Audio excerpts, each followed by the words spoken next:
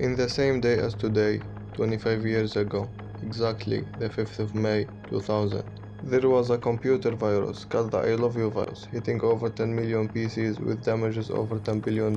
It worked by sending the victim an email with the subject, I love you, and an attachment, love letter for you. .text.vps. The virus was deleting GPGs, MP3s, documents, steal password, and replace it as by sending email to the victim friends. And I guess everyone wanted love because the virus worked like a charm, crashing systems at the Pentagon and CIA. Not even the major corporation like Ford and Microsoft was safe. The virus was created by Onindo Guzman, 24 years old, Filipinese computer student. He claimed the virus was a mistake, and luckily for him, the Philippines didn't have cybercrime law at the time, so he didn't face red hair. What do you think?